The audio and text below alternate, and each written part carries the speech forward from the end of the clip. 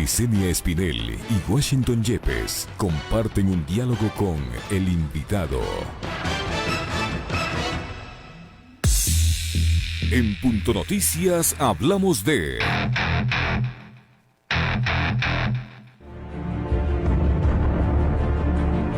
Personas que reclaman por cadáveres que no aparecen, cuerpos sin vida en las calles de la provincia del Guayas, denuncias por la falta de retiro de fallecidos en domicilios por más de 2 días, tickets de turno de sepelios, toque de queda, aislamiento social, angustia, miedo e inclusive hambre. Todo se conjuga en el doloroso cuadro que se está viviendo en el país, principalmente el puerto principal a causa del alto índice de infectados por el COVID-19. Las autoridades lo reconocen y aunque reclaman por un sobredimensionamiento de la realidad, hay evidencias que difícilmente pueden ser negadas. Pocos periodistas y medios de comunicación que han intentado visibilizar los sucesos en el país denuncian haber sido amenazados o haber recibido ataques en sus cuentas de redes sociales y páginas web. En este contexto, Fernando Rincón, periodista de CNN, entrevistó con dureza a la ministra de Gobierno María Paula Romo. El comunicador dijo por varias veces que las respuestas de la funcionaria no lo convencían y que estarían lejos de la realidad que atraviesa el Ecuador.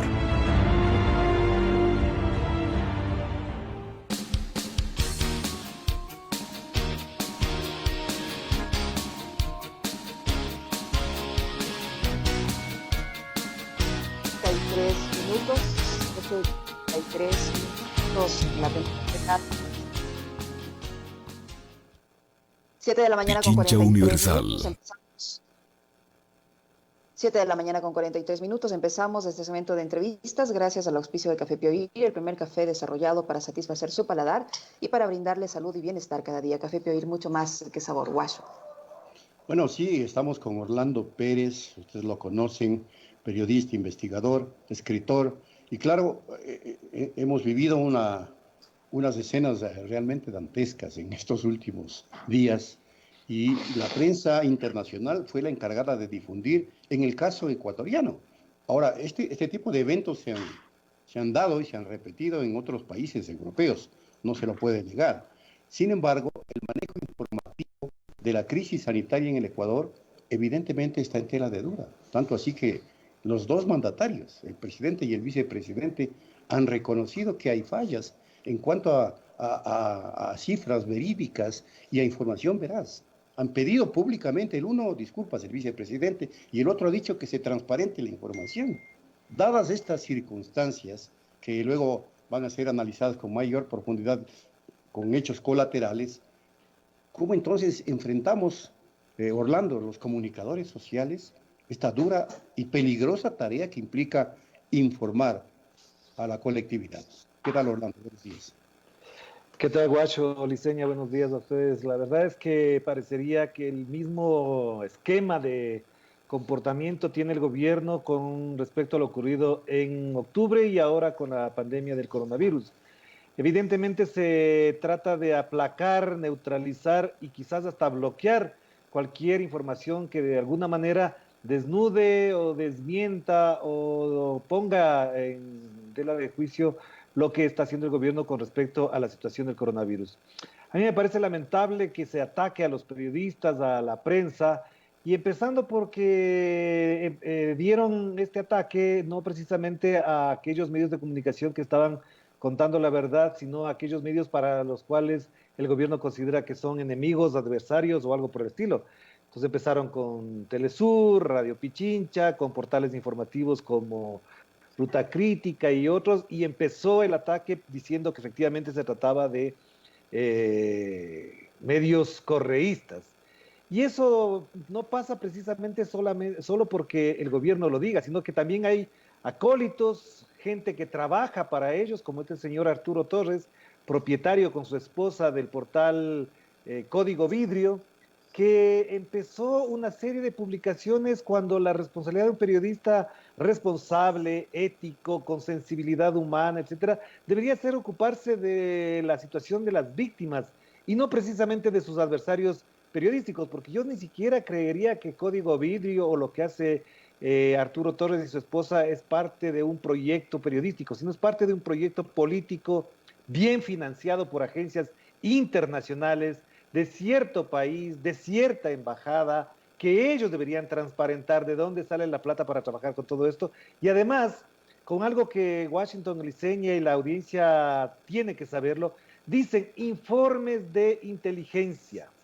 ¿Por qué los señores Arturo Torres, su esposa, y después el Telégrafo con la señora Carla Maldonado publican informes de inteligencia? Si yo publicara, tú publicaras, la Radio Pichincha publicara informes de inteligencia, nos estarían metiendo en juicio por usar información reservada. Ese es un dato, esa es una parte. La otra parte, ¿por qué los informes de inteligencia están ocupados de este tipo de cosas y no precisamente de cómo combatir el coronavirus, de cómo trabajar para que la gente tenga atención médica? ¿Por qué se gasta la plata, la inteligencia militar, la inteligencia policial, la inteligencia gubernamental en perseguir o estar monitoreando lo que hacemos los medios de comunicación? Yo en la entrevista anterior que hice en este medio de comunicación decía que todo esto que estamos conversando será transcrito, pasado por los filtros de seguridad. Y ocurrió, efectivamente ocurrió. Yo le quiero denunciar al país, al mundo entero, que efectivamente este tipo de entrevistas se transcriben íntegramente en una oficina, en una entidad pública adscrita al Ministerio de Telecomunicaciones, donde se transcriben todas estas cosas y después subrayan, resaltan en rojo y en amarillo qué es lo que puede constituir para futuro un indicio para una acusación penal o algo por el estilo. Eso no puede seguir ocurriendo. La verdad es que este momento, si no fuese porque la realidad sobrepasó cualquier expectativa y comenzaron a publicar la BBC de Londres, Russia Today, y como ya era CNN la que publicaba, CNN es una cadena más entre todas en el mundo, es una de las que menos se ve en los Estados Unidos, pero parecería que le tienen una adoración a la CNN, entonces se asustaron. Y entonces ahí sí cambiaron.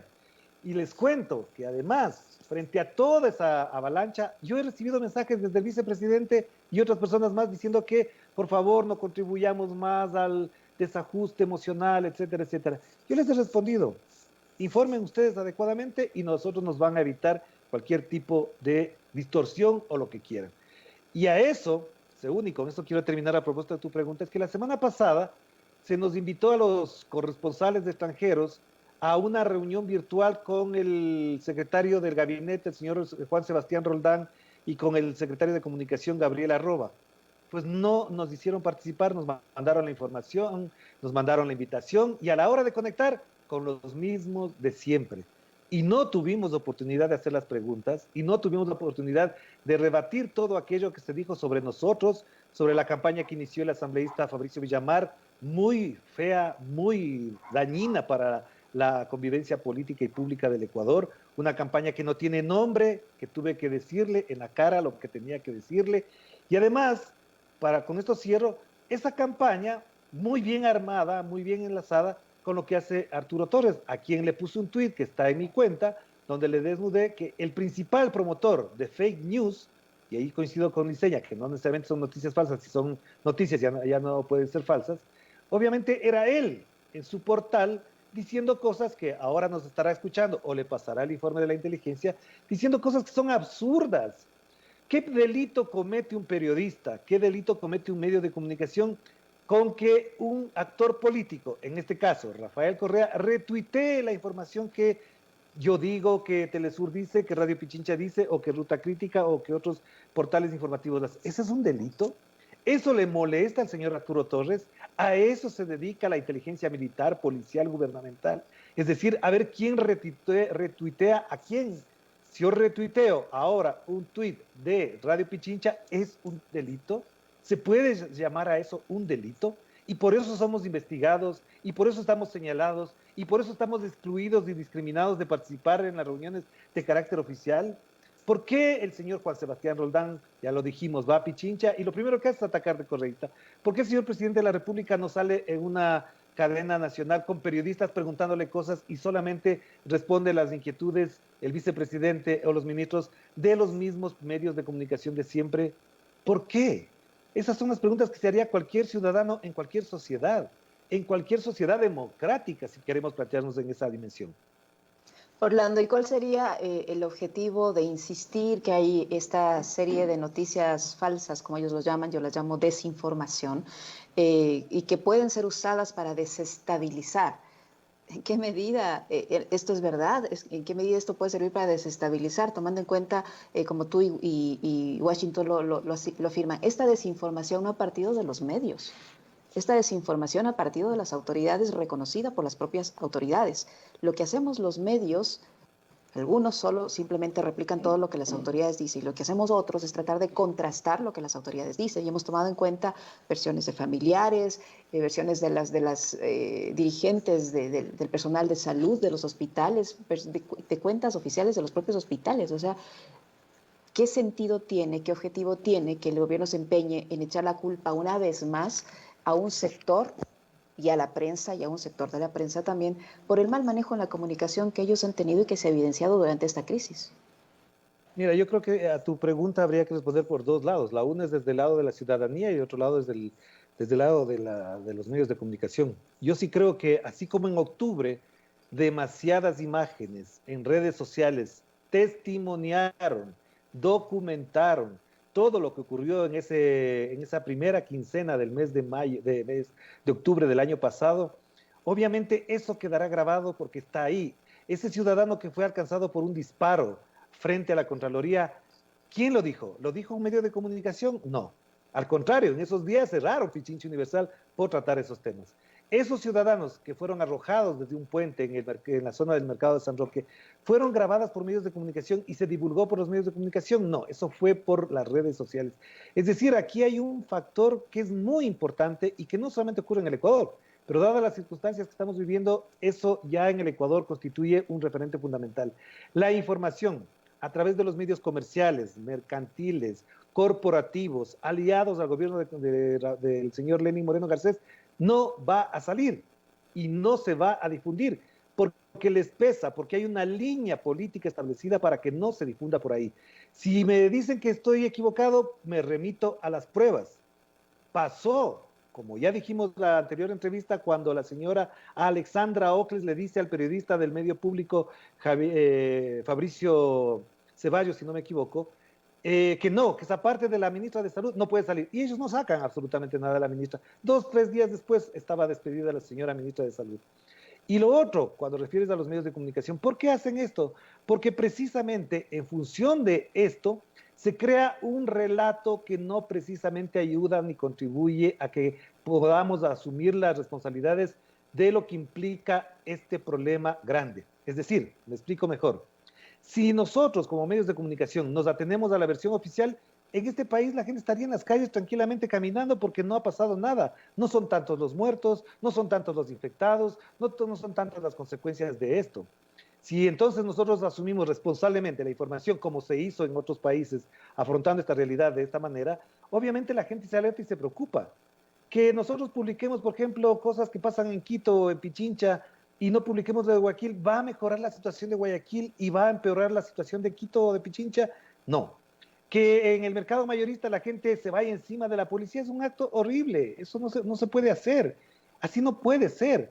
Y obviamente en estas circunstancias la información pública, la información oficial tiene que ser mucho más responsable y tiene que ser mucho más contrastada, verificada para darnos información de calidad, de modo que asumamos nosotros la tarea, no solamente de informar, sino de resolver los problemas con absoluta responsabilidad pública. Y solamente añado un elemento más ahí. Cuando pasó lo de octubre, la ministra de Gobierno, María Paula Romo, dijo, qué raro que Russia Today transmita en vivo lo que está pasando ahí. La pregunta es, ¿por qué es raro transmitir en vivo y no es raro no transmitir? Y ojo, aquí hay unos influencers que inmediatamente acolitan al gobierno, yo no sé si gratis, yo no sé si les pagan bien, no sé con qué favores están resolviendo este apoyo ciudadano de ciertos influencers que en redes sociales y en medios de comunicación hablan. Ya tenemos el caso de la señora Yanedi Nostroza, que además de detestable, además de insultante a la ética y a la moral pública, revela de qué manera ella es una asesora externa del gobierno y acolita las tareas. Tuvo que disculparse con el pueblo guayaquileño, tuvo que asumir que cometió un error. Y cuando alguien comete un error, ¿qué pasa? ¿Se queda callado? ¿No recibe sanción? O sea, en unos casos, unos cometemos errores y somos penados, perseguidos. En otros casos cometen errores y no es momento de conflictuarse, no es el momento de confrontar. Fíjese en el caso paradójico entre lo que se hizo con el alcalde de Baños y la alcaldesa de Guayaquil. Y eso sí ya no tiene ningún nombre. Pero te cierro solamente con esto, Liceña, porque es muy importante tu pregunta con respecto a esta tarea del gobierno. ¿Por qué lo hacen? ¿Quieren un relato oficial único? ¿Quieren una verdad única sobre esto? ¿O es que con la verdad se desnuda dos cosas que están en el debate público? Y hago la pregunta, ¿se develó su incapacidad para asumir esta tarea?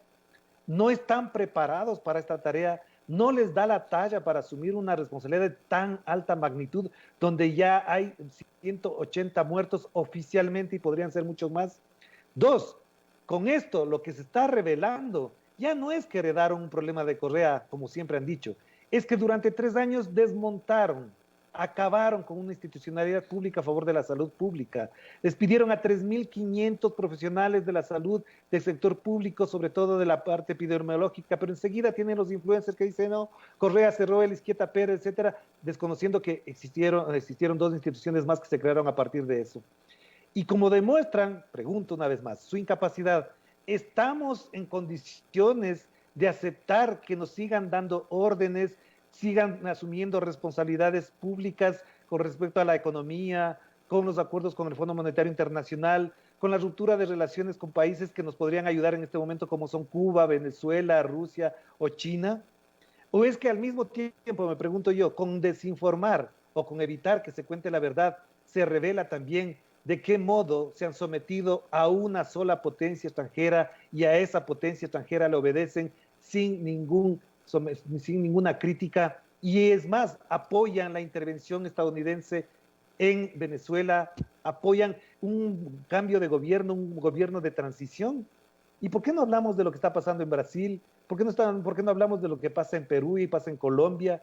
Es decir, creen que nosotros con desinformar vivimos otra realidad y eso no va a pasar. Justamente en este último punto, quiero que centremos en los minutos que nos restan del diálogo, Orlando, porque todo parecería ser que obedece a una estrategia. O es una estrategia o es el colmo de la insuficiencia, de la incapacidad para enfrentar informativamente la situación, porque no se logra entender de otra manera. Y el cúmulo de contradicciones entre voceros gubernamentales, pues ya rayan la barbaridad. Mientras el presidente dice una cosa, el vicepresidente dice otra, el ministro de Salud incluso escapa, si es que las redes no mienten, de una entrevista que le tenía preparada a CNN y se va a último momento. Y luego sale a informar que el número de muertos es elevadísimo y que el 60% de la población puede contagiarse. Lo dijo, está difundido en las redes. ¿Qué es entonces esto? ¿Cómo entendemos esto? ¿Es una estrategia o es el colmo de la incapacidad? Mira, yo creo que a propósito de lo que mencionas, hay un elemento clave que a mí me preocupa mucho más de lo que está pasando ahora. No digo que no me preocupe lo de ahora, por si acaso, vayan a tomar textualmente y digan que estoy diciendo otra cosa. A mí lo que me preocupa es que detrás de esto hay alguien que gobierna, alguien que ordena y alguien que dispone el ataque a los adversarios políticos y el ataque a los medios de comunicación y a los periodistas a los cuales consideran enemigos políticos. Y eso me parece absurdo. No pueden considerarse enemigos políticos los medios de comunicación. La mayor representación de eso ha sido el señor Juan Sebastián Roldán, que cuando va a Radio Majestad y le entrevista a Alexis Moncayo, le trata de correísta y lo insulta. Lo insulta en su ética, en su compostura política, en su compostura profesional. Va a Radio Pichincha, le entrevista a Washington Yepes y lo primero que hace es atacarle insultándole como correísta. ¿Y por qué no va a un medio de comunicación y le dice al señor Carlos Vera y le dice, usted que es social cristiano, usted es periodista social cristiano, ¿por qué no va a los otros medios donde están pagados por la publicidad de la derecha y le dice, usted periodista que es de la derecha y le sirve los intereses de tal banco y de tal banco y de tal empresa? ¿Por qué no habla así con los demás periodistas? Es porque hay una actitud política que está montada a partir de 2 fundamentos principales. El primero es un anticorreísmo enfermizo que estamos viendo por todo lado. Mañana le juzgan al expresidente de la República, Rafael Correa, que además, como es su cumpleaños, le mando un abrazo y le felicito por la entereza con la que ha afrontado esta persecución política a Rafael Correa en su día de su cumpleaños y, por supuesto, ojalá tenga mucha vida para seguir luchando por los intereses de este país. Mañana hay un juicio. No les importa que los empleados, que los trabajadores de la función de justicia se contaminen, se contagien. Lo más importante es juzgar, sentenciar a Rafael Correa. ¿Eso es lo que quieren mañana? Pues mañana lo harán. No les impide nada. Obviamente no les impide la sanidad pública, no les impide la emergencia sanitaria, no les impide absolutamente nada. Mañana veremos a la fiscal Diana Salazar con mascarilla y con todo su aparataje alrededor. No les importa si se infectan o no, pero estarán sentenciando a Rafael Correa. Entonces, primera cosa, es una estrategia montada para acabar con el correísmo. Segunda cosa, ¿qué pasa acabado el correísmo? La pregunta es, ¿qué va a pasar con eso? Yo lo que digo es, viene una etapa de regímenes autoritarios en general en el mundo a propósito de esto que se menciona como el factor post-coronavirus. Es decir, hay que coartar las libertades, hay que restringir la movilización, no puede haber protestas, dirán que los que salen a las protestas van a contaminar, etcétera. Y con eso, obviamente, la persecución política continuará, cerrarán radios, cerrarán canales, bloquearán señales, meterán preso a la gente. ¿Eso es lo que quieren después del post-correísmo? ¿Con qué objetivo? Y ahí divido la pregunta. Con el objetivo de garantizar, por ejemplo, que se siga pagando la deuda externa al Fondo Monetario Internacional, con que los empresarios y los banqueros sigan recibiendo muchos beneficios de parte del Estado y no asuman la responsabilidad que tienen, sino que sigan sacando plata al exterior. El otro día mencionó en esta emisora y en el programa En Clave Política de Telesur, Nicolás Oliva, hay mucha plata fuera del país, mucha plata. Dice el Observatorio de la Dolarización que hay 27.000 millones de dólares de los empresarios y banqueros ecuatorianos fuera del país. Si hay 27.000 millones de dólares, solamente el 10% de ese monto podría servir para salvar la situación sin necesidad de endeudarse con el Fondo Monetario Internacional. Solamente el 10% de esos 27.000 millones de dólares. El señor Richard Martínez a estas preguntas no responde. El señor Juan Sebastián Roldán a estas preguntas no responde. La señora María Paula Romo se le manda mensajes, no responde.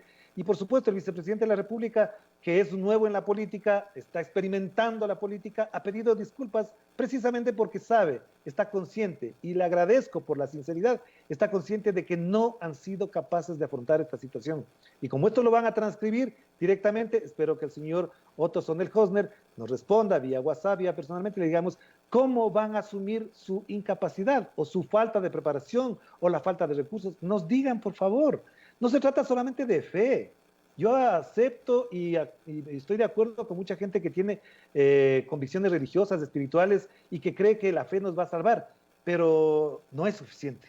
Les digo de todo corazón, lamento si ofendo a alguien en su espiritualidad, pero con la fe no se sale de estos problemas porque la gente de mayor fe se está muriendo. La gente que más se ha convencido de que la fe le va a salvar es la gente que se está muriendo porque no es un asunto de fe, es un asunto de política pública y de responsabilidad colectiva ciudadana. Y creo que ahí también las diferencias políticas sí tienen sentido y tienen razón. Aquellos que dicen no es el momento de las diferencias políticas, les digo, están equivocados. Aquí se muestra la diferencia política entre quienes asumen con humanismo un problema de emergencia humanitaria y lo asumen con las consecuencias de orden político que les viene del caso por resolver los problemas, como el caso del señor presidente de El Salvador, que no es de izquierda ni es de derecha según ellos, pero asumió una responsabilidad y la tiene. Es el mejor calificado a nivel latinoamericano frente a esta crisis. Sí hay diferencias políticas entre quienes creen que hay que salvar el capital, que hay que salvar sus negocios, no importa si hay que votar gente, si hay que votar 140 empleados de una empresa, si hay que votar 80 de una florícola, si hay que votar 60 de otro lado, o votar, ahí sí, con diferencias políticas, a 3.500 trabajadores de la salud. Orlando, ¿tú crees que en vez de informar con transparencia y actuar con prontitud, las autoridades están perdiendo tiempo y recursos con este tipo de campañas que al fin y al cabo no nos conducen a nada, partiendo que la desinformación nace desde las fuentes oficiales y se ha evidenciado, como yo insisto, se ha evidenciado en declaraciones del gobernador del Guayas, por ejemplo, de la misma ministra de Gobierno, de las autoridades de salud? Se está perdiendo tiempo valioso y recursos valiosos que podrían destinarse, se me ocurre, por ejemplo, para comprar los mismos féretros que el señor Guate dice que no hay, que es posible, que es mejor tener un cartón a no tener nada, que estén tirados en unas bolsas. ¿Qué deben hacer? O sea, de ahora en adelante, ¿qué deben hacer las autoridades para generarnos confianza en la información que emiten y que nosotros nos vemos forzados en una parte a reproducir porque son fuentes oficiales?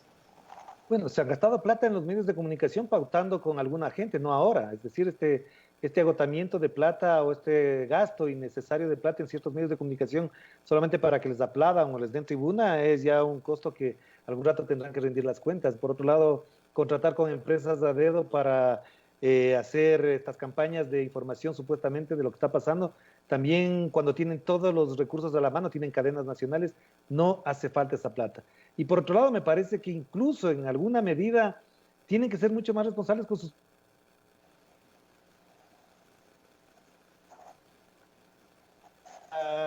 el titular principal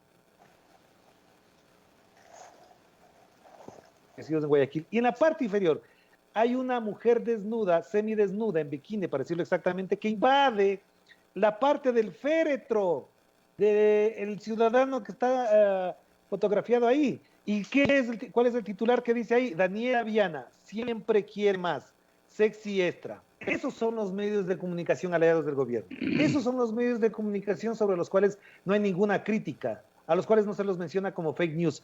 Daniela Viana siempre quiere más, semidesnuda, prácticamente invadiendo la fotografía de un féretro donde está un ciudadano atendiendo al cadáver de su pariente, etcétera, etcétera. Es decir, ese es el tipo de prensa que tenemos en el Ecuador y a la cual el señor Gabriel Arroba y el señor Juan Sebastián Roldán y al cual todo el aparato que dice que hay fake news en este país no le va a decir absolutamente nada. Y yo me indigno, y como se indignarán muchos periodistas responsables de este país, que cuando nosotros hacemos críticas sobre esto, nos atacan. Ayer la página de Ruta Crítica se cayó 3-4 horas porque había un artículo de Javier Flores develando cuál es la situación del PCC en la ciudad de Guayaquil. Eso prueba que hay alguien que está trabajando para que no lea la gente. Igual la gente lo va a leer. No se ocupen tanto, no se descuiden de otras cosas, ocúpense fundamentalmente de lo que importa para el país. Este momento hay que salvar vidas y para eso hay que contribuir con información clara, verificada, oportuna, atenta a la sensibilidad de la gente, es decir, que le atienda a la sensibilidad de la gente, que le diga qué tiene que hacer. Ya sabemos que nos demoramos en atender la emergencia, nos demoramos demasiado en atender la emergencia. Pues ahora no se demoren tanto en informar adecuadamente a la gente. Bueno, Orlando, se nos voló el tiempo, son las 8 de la mañana con 10 minutos. Te agradecemos por haber sostenido este diálogo. Parecía y parece que será importante seguirlos manteniendo este tipo de diálogos para aclarar y develar este trabajo que nos corresponde realizar día tras día a los comunicadores sociales, que estamos comprometidos con la verdad, con la objetividad, con esto de decir y contar las cosas como suceden. Gracias, Orlando, por habernos acompañado. Gracias a ustedes, un abrazo a la distancia y por supuesto suerte y responsabilidad en lo que hacemos. 8-10 minutos, hacemos la pausa, amigas y amigos, y luego volvemos con más. Punto Noticias. Estamos en las noticias que hacen historia.